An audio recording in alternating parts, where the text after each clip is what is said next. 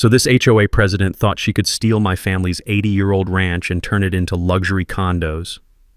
Biggest mistake of her miserable life. There I was, watching through my security cameras as Cordelia Blackthorne literally threw herself against my new biometric gate, screaming threats at 2 in the morning. She'd been pounding on that steel barrier for 3 hours straight, her perfectly applied makeup now streaked down her cheeks. For 3 weeks, she'd called every government agency from here to Washington, D.C., demanding they force me to tear down my gate on my property. The woman had already blown $47,000 of stolen HOA money trying to destroy me. By the end of this story, she'd be serving 3 years in federal prison, lose her house, and become the laughingstock of our entire county. But first, what would you do if someone tried to steal your family land? Drop it in the comments. And tell me where you're watching from. These HOA nightmares are spreading everywhere. Let me back up and introduce myself. I'm Dex Morrison, 45 years old, recently divorced software engineer who'd been suffocating in Portland concrete for way too long. You know that soul-crushing feeling when you realize you're paying $3 grand a month to stare at your neighbor's brick wall? Yeah, that was my life. Then my eccentric Uncle Rusty passed away and left me $400 grand. Uncle Rusty was family legend for his creative solutions to bureaucratic problems. The man once built a trebuchet to launch his neighbor's illegally parked car back onto their property. Totally legal, looked it up in city ordinances myself. With 2 teenage kids needing better than weekend visits to my shoebox apartment, I started hunting for rural property. Found this incredible 47-acre ranch in Millfield County, Oregon. Creek running through old-growth timber, barn begging for restoration, and the price? $380 for land worth twice that. Red flag? Absolutely. Did I care? Not even a little. The seller, Bill Hutchins, was this sweet elderly rancher desperate to reach his grandkids in Arizona. Had tears streaming down his weathered cheeks when he handed over the keys. "She's been good to 3 generations of my family," he whispered, voice cracking. "You treat her right." Moving day hit me with that crisp October air that smells like freedom and wood smoke. I could feel the rough bark of century-old pines under my palms, hear gravel crunching under the moving truck's tires like nature's welcome mat. For the first time in years, I felt genuinely hopeful. That's when the devil in designer khakis appeared. Cordelia Blackthorne, 52, self-proclaimed Community Standards Coordinator of adjacent Willowbrook Estates. Picture your worst middle school principal crossed with a tax auditor, driving a white Lexus SUV with custom plates reading Rules 1. Yes, she paid extra to advertise her personality disorder. Willowbrook Estates, 200 cookie-cutter houses with HOA rules governing everything from acceptable doormat colors to maximum dog walking duration. These people measured grass height with actual rulers and maintained spreadsheets tracking neighbor compliance violations. My ranch predated their suburban paradise by 80 years, but we shared Meadowlark Lane access road. Old Bill had been neighborly, letting HOA residents jog his property boundaries and walk their precious designer dogs. Cordelia clicked across my driveway in spotless tennis shoes, clutching her clipboard like a religious artifact. Her voice dripped fake sweetness that made your fillings ache, artificial sweetener mixed with concentrated smugness.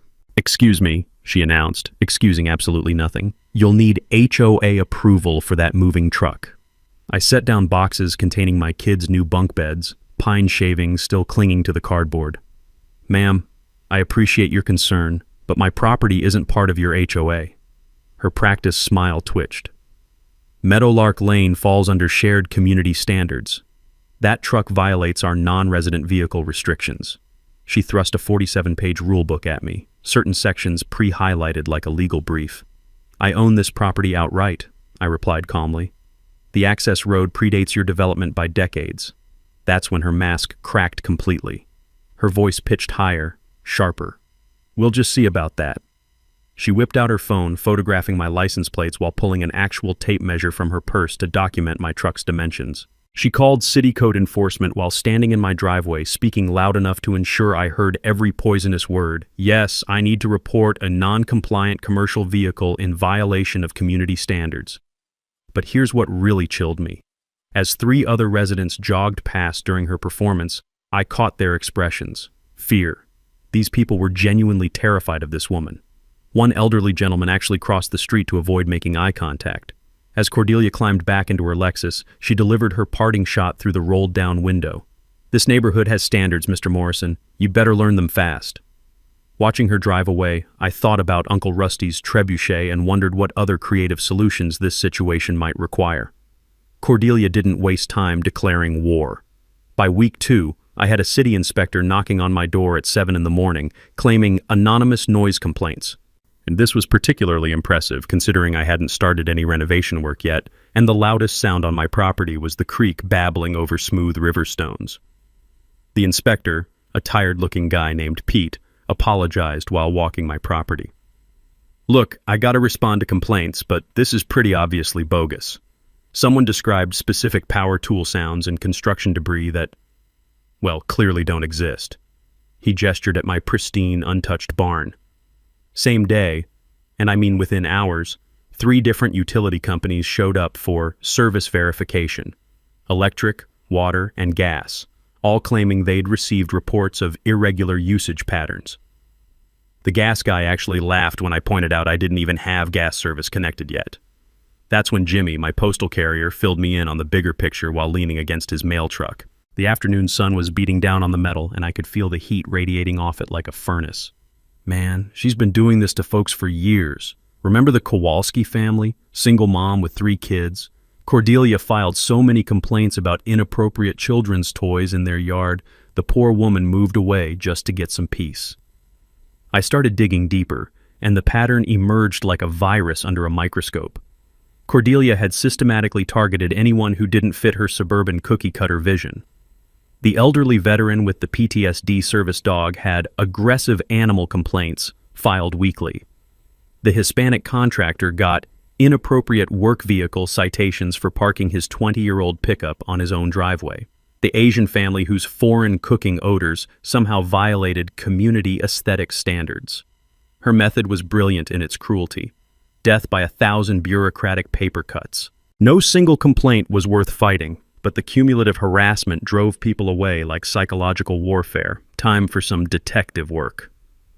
I spent an afternoon at the county courthouse, breathing in that distinctive smell of old paper and industrial carpet cleaner while diving into dusty property records. My fingers were getting black from handling decades-old documents when I found the gold mine. My ranch held easement rights dating back to 1943. Not only was Meadowlark Lane not under HOA control, technically, the HOA had been using my family's road for the past 5 years without permission. Uncle Rusty's grandfather had built that road with his own hands and a borrowed steamroller, and here I'd been apologizing for using my own damn driveway. Back when I was getting my engineering degree, one of my professors hammered into us that organizations only have the authority you give them. HOAs can't regulate property outside their jurisdiction, no matter how official their letterhead looks. The trick is knowing your actual legal rights before someone in a power suit tries to intimidate you. But Cordelia wasn't done escalating. She appeared at my door the following Tuesday with what she called a cease and desist letter from the HOA's attorney. The legal document, and I use that term loosely, demanded I stop disturbing community character through non-conforming existence. I'm not making this up. They literally wanted me to conform to their standards by existing differently. The letter listed demands that would have been hilarious if they weren't dead serious. Paint my 80-year-old barn to match their approved beige color palette, remove my unsightly split-rail fence that had been there since the Truman administration, and somehow make my property architecturally consistent with houses built 7 decades later. Here's where I made my first strategic move. I called Maxine Torres, a local attorney who specialized in property rights. Maxine took one look at the HOA's demands and burst into laughter that echoed through her office like a gunshot. "Mr. Morrison," she said, wiping tears from her eyes, "this letter is worth less than the paper it's printed on, but it does give us grounds for a harassment complaint." My counter-strategy was simple: document everything and file formal complaints. But then Cordelia delivered her masterstroke, and this is where things got really interesting. She showed up during my morning coffee on the porch, her heels clicking aggressively against the wooden steps like an angry woodpecker. The overwhelming cloud of her perfume mixed with mountain pine air created this nauseating cocktail that made my eyes water. "You think you're so smart," she hissed, her voice pitched higher than a smoke detector. "You think you can just waltz into our community and ignore our standards?" I took a slow sip of my coffee, feeling the warm ceramic mug against my palms. That's when she dropped her bombshell. I know exactly who you are, Dex Morrison. Divorced, unemployed, living off inheritance money. What kind of example does that set for our children? She'd been investigating me. Personal details only available through background checks or social media stalking. This woman had crossed from petty harassment into something much darker. "Ma'am," I said calmly, setting my coffee cup down with a decisive clink, "you just made your biggest mistake yet." The real game was just beginning. Cordelia's psychological warfare kicked into high gear by week 4. Every morning at exactly 6 a.m., she'd park her white Lexus sideways across Meadowlark Lane, claiming she was exercising her rights as community representative. The smell of her overheated brakes mixed with morning dew as she'd screech to a stop, forcing me to hike a quarter-mile through wet grass just to reach my own truck. She'd leave these passive-aggressive sticky notes on my windshield written in her perfect Catholic school cursive. Consideration for others begins with self-awareness, and community harmony requires individual sacrifice. The paper felt cheap and vindictive under my fingers, but I started collecting them like evidence. That's when I met Javier Gonzalez at Martinez Hardware, both of us reaching for security camera batteries. This guy had survived Cordelia's wrath and lived to tell the tale. "You're the new guy she's been terrorizing," he said, grinning like we were old war buddies. "Welcome to the resistance, hermano." Over coffee that tasted like it had been brewing since the Clinton administration, Javier shared his horror story. Cordelia had tried fining him $500 for inappropriate work vehicle aesthetics. His crime was driving a 20-year-old pickup with honest work dents. "But here's what'll blow your mind," Javier whispered, glancing around the empty diner. "My cousin works for the landscaping company that's supposed to maintain their common areas. They haven't been paid in 4 months, but the HOA budget shows regular payments to them." The coffee suddenly tasted even more bitter as the implication sank in. She wasn't just a control freak. She was stealing from her own neighbors. Time to get serious about documentation. Back in my engineering days, we lived by one rule. If it's not logged with timestamps and backups, it never happened. I installed a Ring security system that would make the Pentagon jealous. Motion sensors, night vision, smartphone alerts that buzzed every time someone breathed near my property line. Within days, I had Cordelia's entire stalking routine captured in 4K resolution. Her daily property inspections with a measuring tape, photographing my barn from 16 different angles, even timing my morning routine with a stopwatch like some deranged efficiency expert. But then she pulled her masterstroke, and this is where things got genuinely creepy. Cordelia organized what she called a community safety patrol, basically recruiting 3 other HOA board members to take shifts watching my property in 8-hour rotations. All day, every day, there was at least one car positioned with binoculars trained on my barn. They claimed I was suspicious for working after dark in my own workshop. The absurdity hit me while I was organizing Uncle Rusty's old tools by lamplight. These people were surveilling me for the crime of being productive after sunset. That's when I started digging into public records and discovered the truly horrifying pattern. Cordelia had been systematically driving away anyone undesirable for 5 years running. Old Bill Hutchins hadn't just been motivated to sell. He'd been psychologically tortured into leaving after enduring 2 years of daily harassment. Before him, a young Latina single mother who lasted 18 months before moving back in with her parents. A black veteran who'd only managed 8 months before his PTSD couldn't handle the constant scrutiny.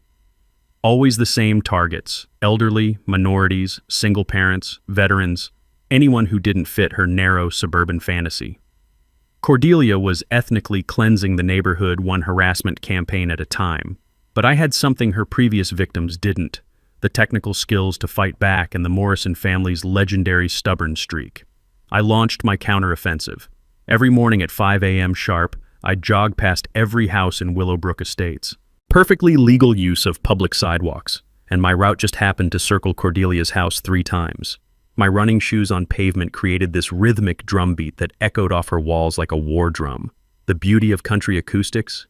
Every footstep carried. I could hear her scrambling to her bedroom window each morning, probably wondering when I'd slip up and give her something real to complain about. After documenting 2 weeks of her surveillance obsession, I filed a formal harassment complaint with the county sheriff. Deputy Martinez, this no-nonsense guy who looked like he'd seen everything twice, took one look at my evidence folder and let out a low whistle. 3 inches of documentation, he said, flipping through photos and printed emails. Most people don't know harassment laws apply to HOA officials just like anyone else. He paid Cordelia a visit that same afternoon, and I watched through my security cameras as her face went white when he explained that continued unwanted contact constituted criminal harassment under state law. But Cordelia wasn't done. That evening, she showed up at my door with an envelope that made my blood run cold. "I know about your kids, Dex," she said with a smile that belonged in a horror movie. "Custody arrangements can be so fragile." The envelope Cordelia handed me contained copies of my divorce papers, custody agreement, and what looked like surveillance photos of my kids getting dropped off for their weekend visits. My hands actually trembled as I flipped through images of Tyler and Madison walking up my front steps, completely unaware they were being stalked by this psychopath. "How did you get these?" I kept my voice steady, but inside I was calculating how many ways I could destroy this woman without going to prison. Her smile stretched wider, like a snake unhinging its jaw. Public records are so accessible these days, and concerned citizens have a duty to report unsafe environments for children. The words dripped poison. I wonder what Child Protective Services would think about children visiting a property under active investigation for safety violations. That's when I realized Cordelia had been playing a completely different game. This wasn't about HOA rules. This was systematic psychological terrorism designed to crush anyone who didn't submit to her authority. She'd weaponized bureaucracy itself. But threatening my kids? That was her biggest mistake. I spent that night researching everything about Cordelia Blackthorne, the blue glow of my laptop screen burning my eyes as I dug through digital records until sunrise. Social media posts, property records, business licenses, court filings, building a complete profile of a woman who'd been abusing power for years. What I found made my software engineer brain light up like a Christmas tree. Cordelia had been catastrophically sloppy with her shell company. Meadowlark Development LLC was registered with her personal address, and the incorporation papers contained a fatal flaw. She'd listed herself as both registered agent and principal owner, directly violating Oregon's conflict of interest statutes for HOA board members. Even better, she'd been using the HOA's tax-exempt status to purchase materials for her personal renovations. Those community improvement receipts I'd found? Half were for premium kitchen appliances that perfectly matched her Facebook remodel photos. The aroma of strong coffee mixed with righteous fury as I compiled evidence at my kitchen table. Every receipt, every bank transfer, every social media post documenting her systematic theft from the neighbors she was supposed to serve. But Cordelia wasn't finished escalating. 3 days later, I came home to find my gate entrance vandalized with spray paint so vile I won't repeat it here. The sharp chemical smell of aerosol still hung in the mountain air like toxic cologne, making my eyes water. My 4K security cameras had captured everything. Cordelia herself at 2:47 a.m., dressed in black like some deranged suburban ninja, vandalizing my property with professional-grade equipment. She'd even brought a stepladder to reach the higher sections, her face clearly visible as she worked with manic precision. Deputy Martinez wasn't amused. "Ma'am, that's destruction of property and criminal mischief," he informed her. "One more incident and you're looking at arrest." But watching her reaction through my camera feed, I could see the dangerous gleam in her eyes. This woman was building toward a complete psychological break. That's when my attorney Maxine Torres called with information that changed everything. "Dex, I've been diving deeper into your family's historical property rights," she said, excitement crackling through the phone. "Remember how your great-grandfather built that road? Well, he was smarter than we thought. He also retained exclusive rights to the mountain spring that feeds your creek." I set down my coffee mug with a clink. "Meaning what exactly?" "Meaning every single house in Willowbrook Estates depends on water that flows across your property. You could legally cut off their entire water supply tomorrow if you chose to." The nuclear option. 200 families could be without water with one phone call to the water district. Cordelia's perfect kingdom would become uninhabitable within days. But as I sat on my porch that evening, listening to the creek bubble peacefully over stones worn smooth by decades of mountain runoff, I realized using that power would make me no better than her. Those houses contained innocent families, kids doing homework, elderly folks watching evening news, people whose only crime was buying homes in the wrong development. Then Cordelia made her final, catastrophic mistake. My security system alerts went off at midnight. There she was again. But this time she wasn't alone. 3 figures in dark clothing were pouring something into my wellhead, the source of my family's drinking water. The footage was crystal clear, Cordelia directing 2 men as they dumped industrial herbicide directly into my water supply, environmental terrorism that could have killed my entire family. I didn't call Deputy Martinez this time. I called the FBI's Environmental Crimes Unit, the State Attorney General, and Rosa Martinez from the Portland Tribune. Uncle Rusty always said the best revenge was living well, but sometimes living well meant making sure monsters couldn't hurt anyone else ever again. Cordelia Blackthorne had just committed federal crimes on camera, and I was about to make sure the whole world knew about it. The well-poisoning footage was just the tip of the iceberg. When I enhanced the video using software from my engineering days, the smell of burned coffee filling my home office as I worked through the night, I could make out license plates on the vehicles her accomplices drove. The enhanced pixels revealed a truth that made my stomach drop. One vehicle belonged to Bradley Fleming, our city councilman. The other was registered to someone listed as development consultant for Meadowlark LLC. My hands were literally shaking as I called Rosa Martinez at the Tribune. Within hours, she'd connected dots that painted a picture so ugly it belonged in a crime thriller, not small-town Oregon. Dex, Rosa's voice was tight with excitement and disgust. Bradley Fleming owes Cordelia's husband Drake $50,000 in gambling debts. Those weekly poker games at the country club, they've been planning this for years. The conspiracy unraveled like a rotten onion, each layer more putrid than the last. Meadowlark Development LLC had preliminary approval for a 40-home luxury subdivision worth $8.4 million in projected profits, all contingent on acquiring my ranch. Cordelia held a 25% silent partnership, which explained her desperation. Every harassment campaign, every bogus complaint, every moment of psychological torture had been calculated moves in a massive land grab disguised as community standards enforcement. But the scope was breathtaking. Rosa's investigation revealed that Cordelia had been running this scam for a decade, systematically targeting anyone whose property could be developed profitably. The elderly widow who'd sold her Victorian mansion for half its value after months of noise complaints. The black veteran whose PTSD was triggered by constant harassment until he fled town. The Hispanic family driven away by discriminatory enforcement of rules that didn't exist.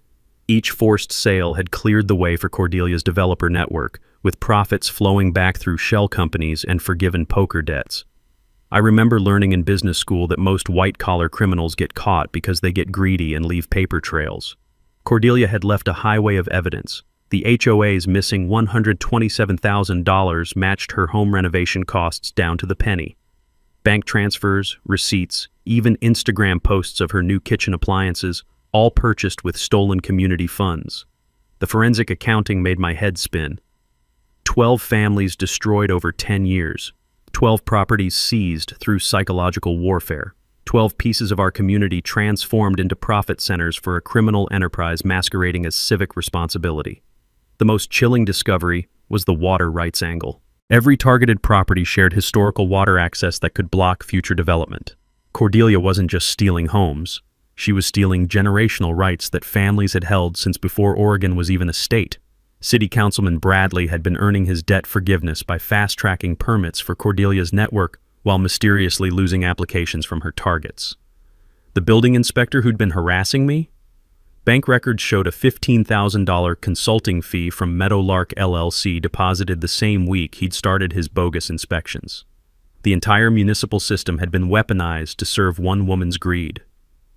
Sitting in my darkened office at 3 a.m., the only sounds the hum of my computer and the distant babble of the creek outside, I realized they'd made one catastrophic error.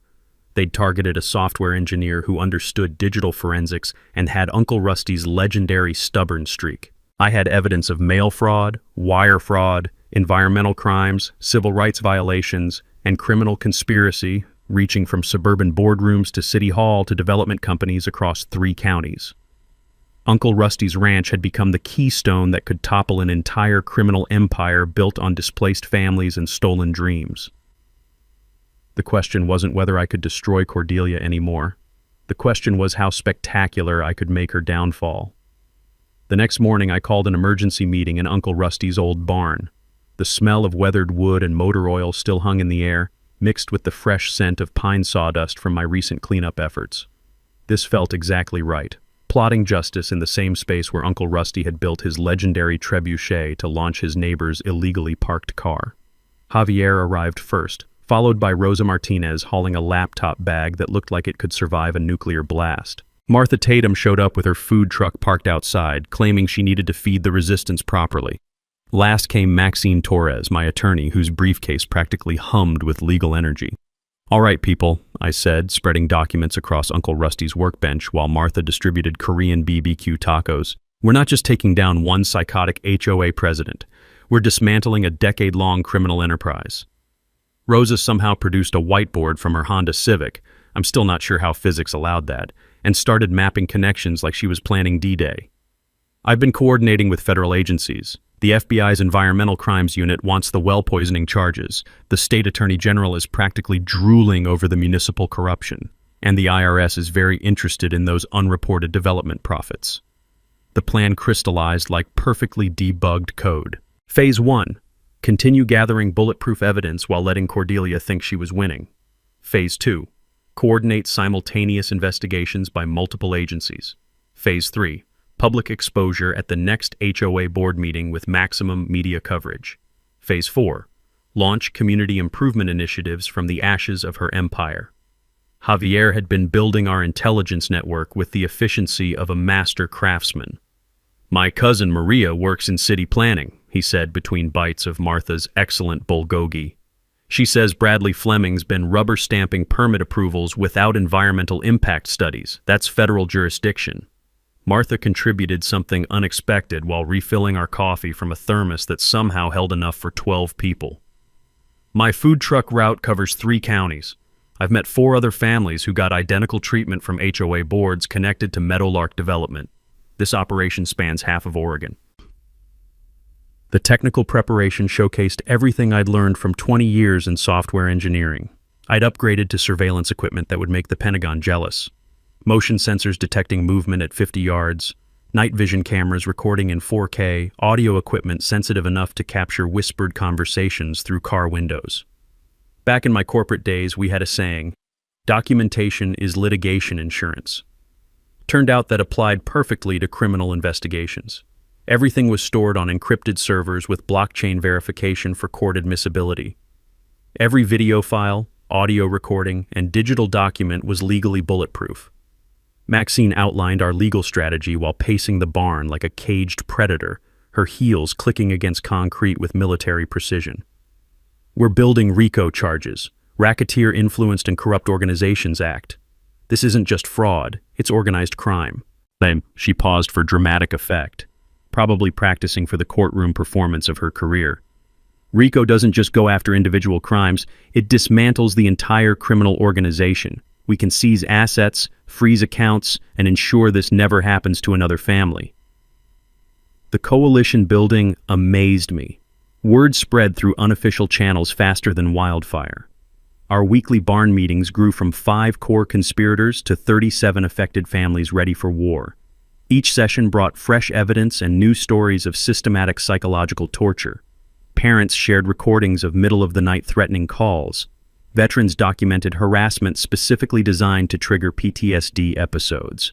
Elderly residents brought medical records showing stress-related hospitalizations after months of bogus complaints and constant surveillance. Rosa documented everything with video interviews, building what she called the human cost archive. These weren't property disputes. They were stories of American families destroyed by legalized psychological warfare disguised as community standards. Our communication network ran on encrypted apps that would impress intelligence agencies. Weekly strategy calls using voice over IP to avoid eavesdropping. Secure document sharing through servers in different states. Military-style code names for operational security. I was Ranch Hand, Rosa became Tribune, Maxine was Legal Eagle. The evidence vault grew exponentially. Bank records showing suspicious transfers between shell companies. Email chains discussing problem properties requiring community intervention.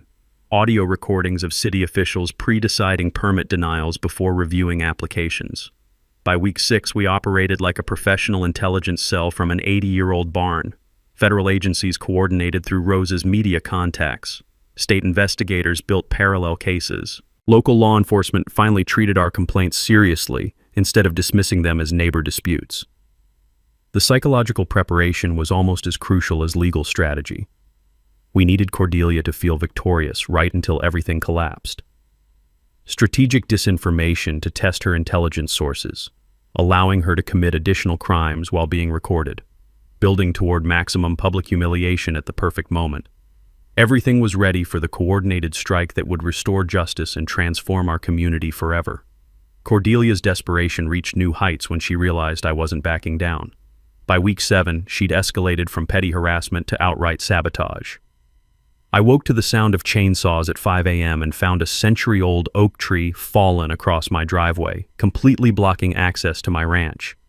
Professional tree service crews and unmarked trucks were loading equipment as I stumbled outside in my pajamas. Emergency storm damage removal, they claimed, though we hadn't seen rain in 3 weeks. The smell of fresh sawdust and motor oil hung heavy in the morning air as I surveyed the destruction. This wasn't wind damage. The cut marks were clean, precise, positioned for maximum inconvenience. My primary security cameras had mysteriously malfunctioned during that exact hour, but the backup system I'd secretly installed caught everything in 4K glory. Deputy Martinez whistled low when he saw the footage. That's criminal mischief and destruction of property. Problem is, they paid cash and disappeared without leaving contact information. But Cordelia's next move hit where it hurt most.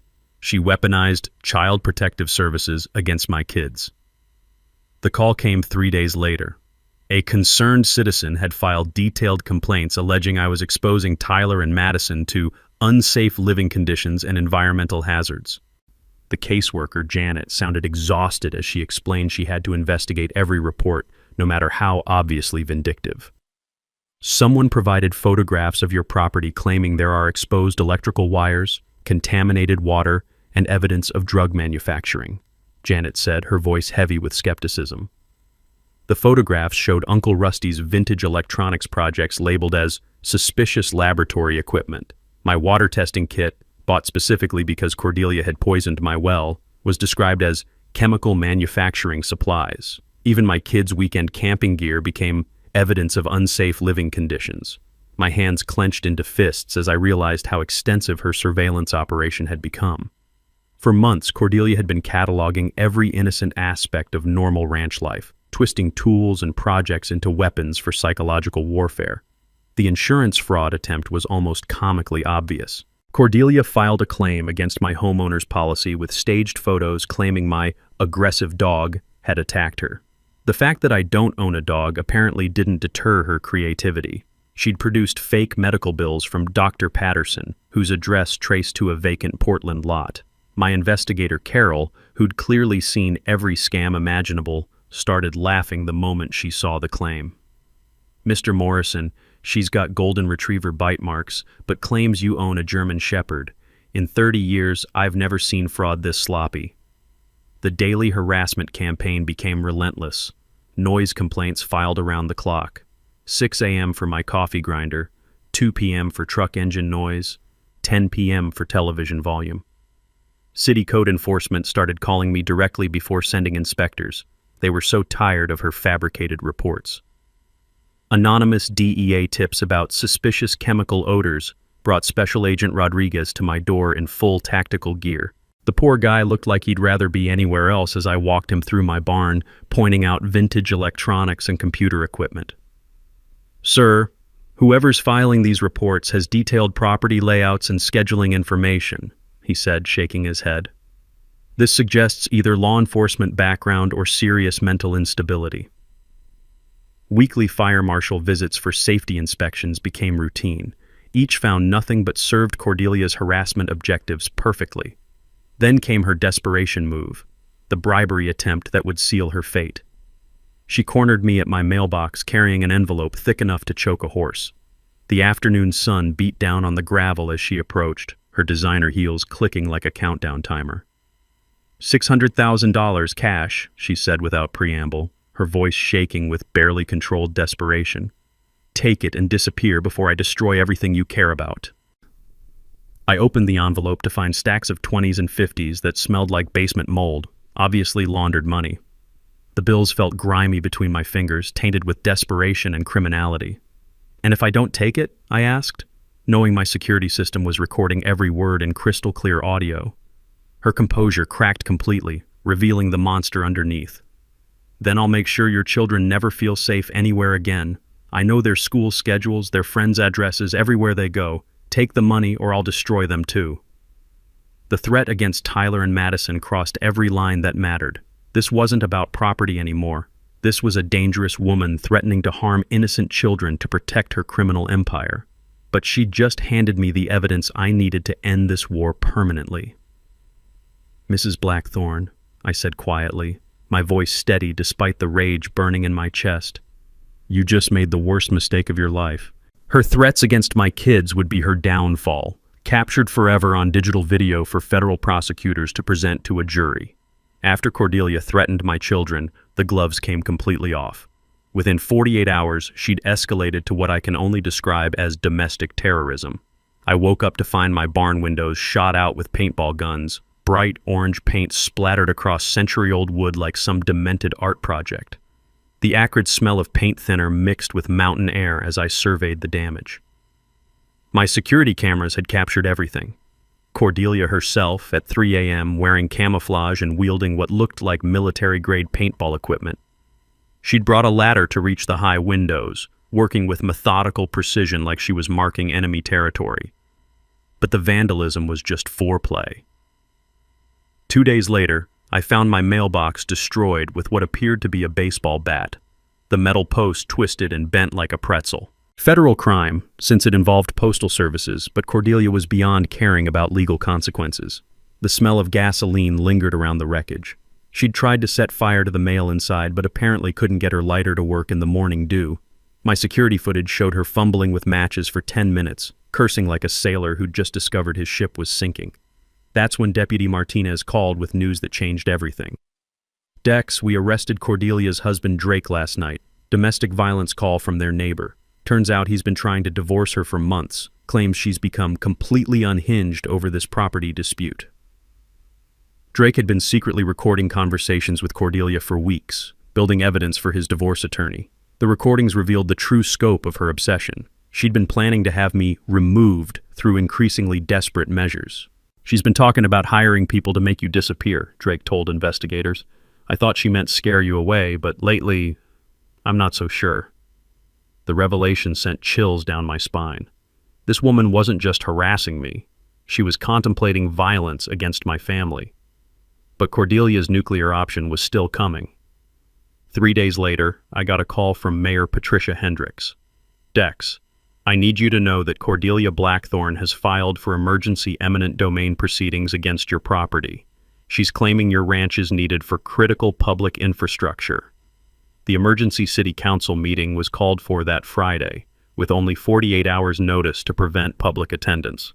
Cordelia had convinced 3 council members that my property posed an imminent public safety threat, requiring immediate seizure. The manufactured emergency was based on completely fabricated reports.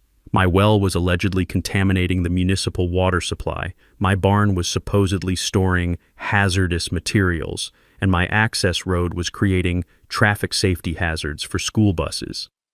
Each claim was easily disprovable, but the eminent domain process could take months to fight, during which the city could seize my property and demolish everything Uncle Rusty had built. I called an emergency session with my coalition. The barn filled with grim faces as I explained Cordelia's Hail Mary play. Rosa had been working her media contacts, and the news wasn't good.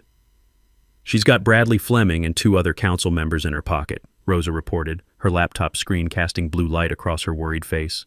"They're planning to vote Friday night when nobody's watching." Maxine was already drafting emergency injunctions, but legal processes take time we didn't have. "We need to make this public before they can ram it through," she said, pacing the barn like a caged panther. That's when Martha suggested something brilliant. "What if we don't just attend the meeting? What if we pack it?" The next 36 hours became a masterclass in grassroots organizing. Rosa reached out to every family Cordelia had targeted over the past decade.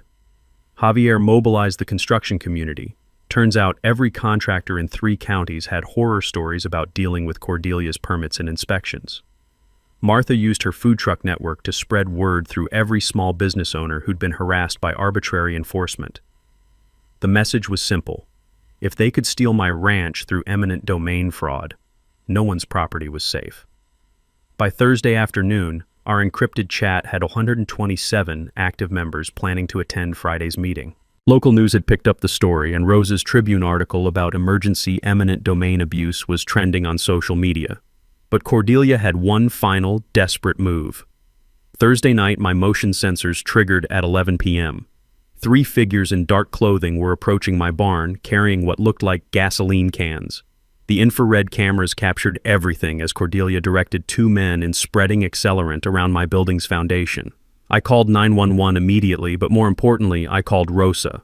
This was attempted arson, a federal crime that would finally give us the ammunition to destroy Cordelia's entire operation. As sirens wailed in the distance and spotlights illuminated 3 figures fleeing through the forest, I realized tomorrow's city council meeting wouldn't be about eminent domain anymore. It would be Cordelia's public execution. Friday night's city council meeting was supposed to seat maybe 30 people in the Millfield Community Center. Instead, 184 residents packed every chair, lined the walls, and spilled out into the parking lot. Local news crews from 3 stations had set up cameras, while Rosa live-streamed everything on the Tribune's social media channels.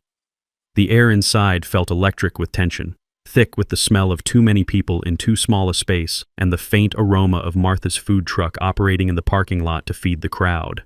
You could practically taste the anticipation. Cordelia walked in at exactly 7 o'clock, flanked by her remaining loyal board members, completely oblivious to the ambush waiting for her. She'd dressed for victory in a crisp navy suit and that same fake smile she'd worn the day we first met.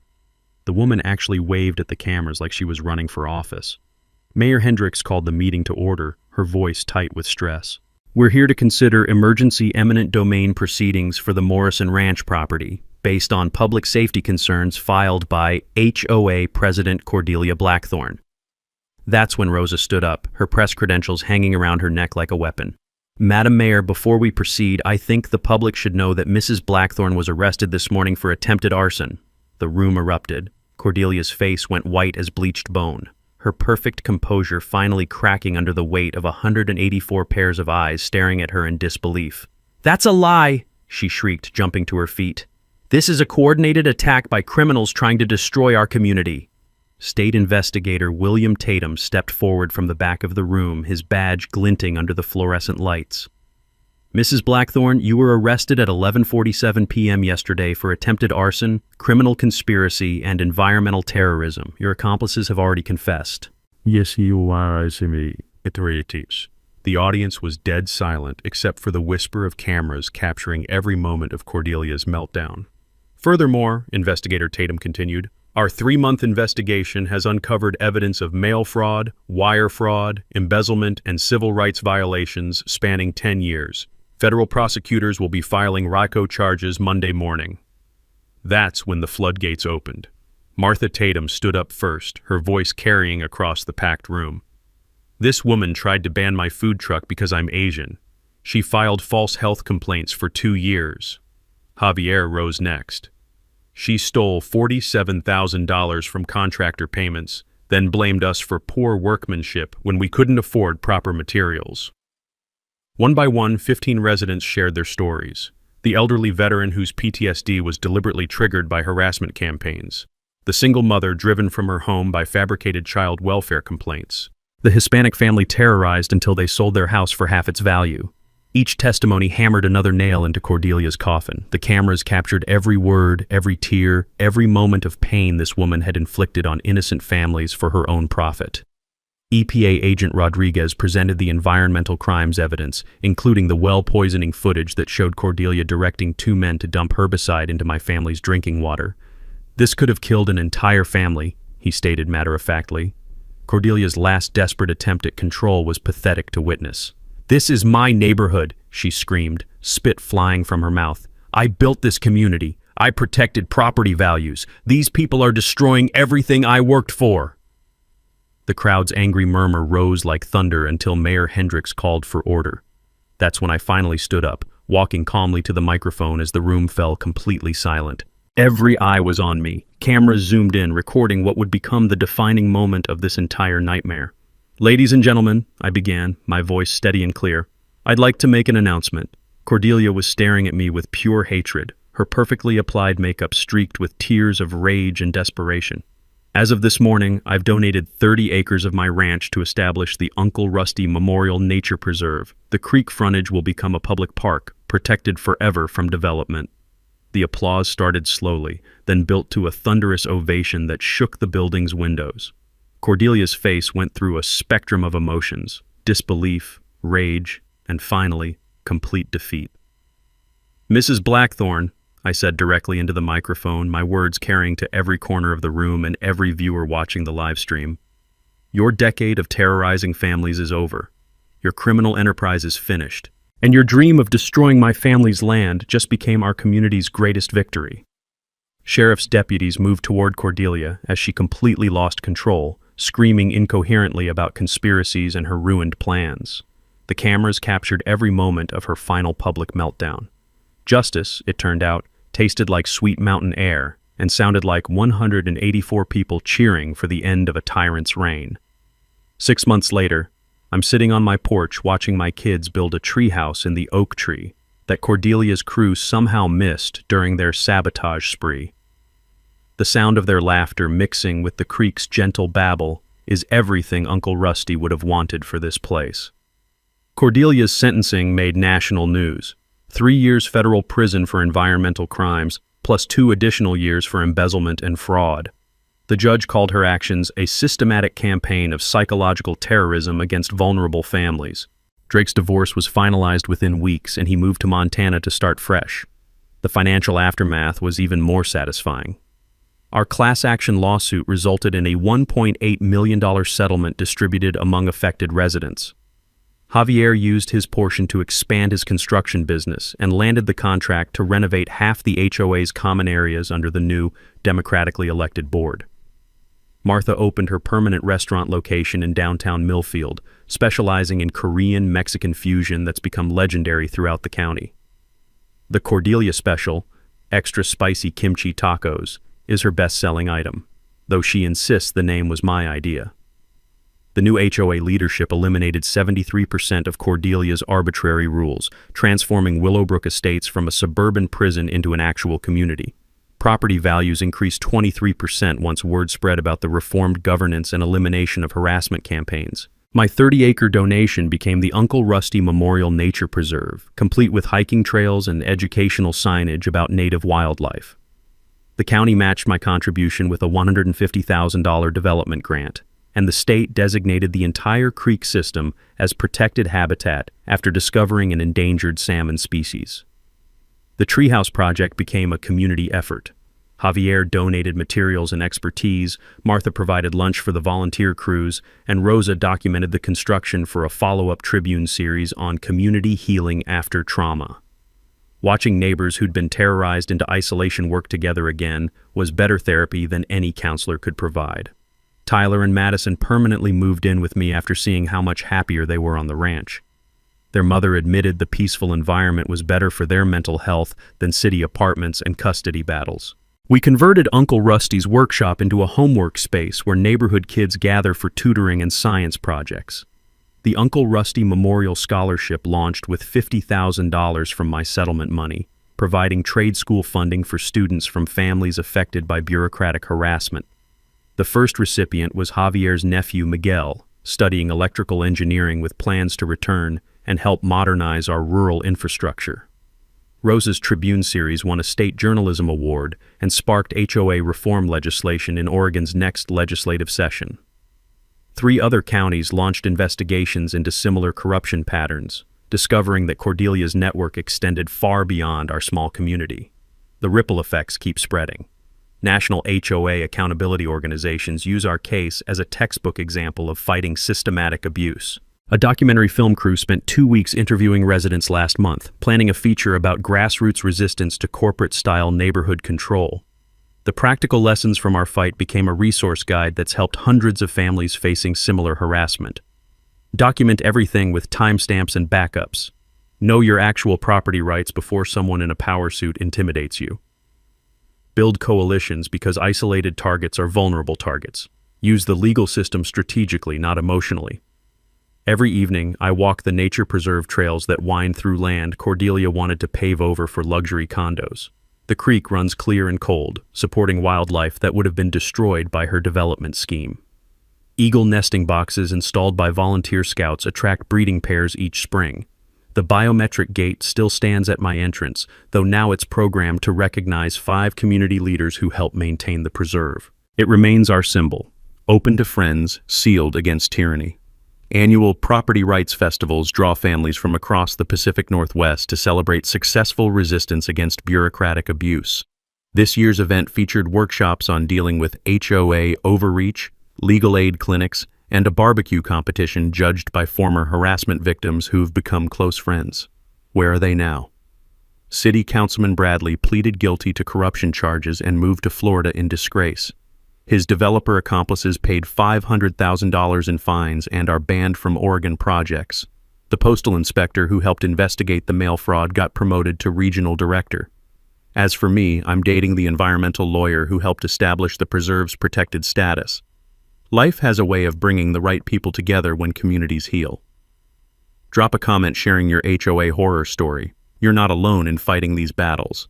Hit subscribe if you want more stories about ordinary people beating corrupt systems through courage and community organizing. Thanks for hanging out with us on HOA Stories, where the HOA Karens meet their match.